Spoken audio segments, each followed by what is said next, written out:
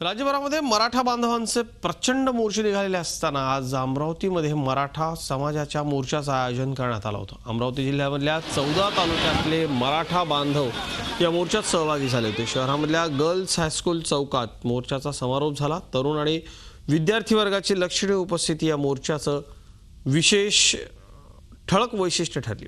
या मोर्चात कडेकोट पोलीस बंदोबस्त होता। तसंच मोर्चाच्या पार्श्वभूमीवरती शाळा, कॉलेज, महानगरपालिका आणि शहर बसेस बंद होत्या।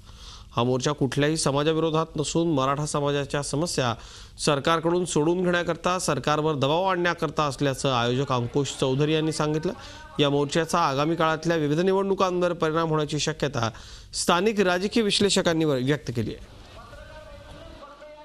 कोपर्डी येथे माझ्या बहिणीवर झालेल्या अत्याचाराचा निषेधार्थ म्हणून आज आम्ही इथे जमलो आहोत। आज आम्ही मूक आहोत, पण याद राखा, याच्यापैकी कोणत्याही महाराष्ट्राच्या पोरीवर अत्याचार झाला तर आमचे मौन कधीही सुटू शकते। आरक्षणाची गरज आहे, कारण की आम्ही तरुण आहोत आणि याच्या एज्युकेशनसाठी आरक्षण खूप जास्त गरजेचं आहे। कारण की बरीच पार्शियलिटी होत राहते की एखादा जर खूप जास्त मेहनत करतो आणि दुसरा जर कास्टचा जर कॅटेगरी मधला जर त्याला कमी जरी मिळतं तरी त्याला लवकर ऍडमिशन मिळतं। जे कायदे कानून बनले असतात ते सर्व लोकांच्या हितासाठी बनलेले असतात।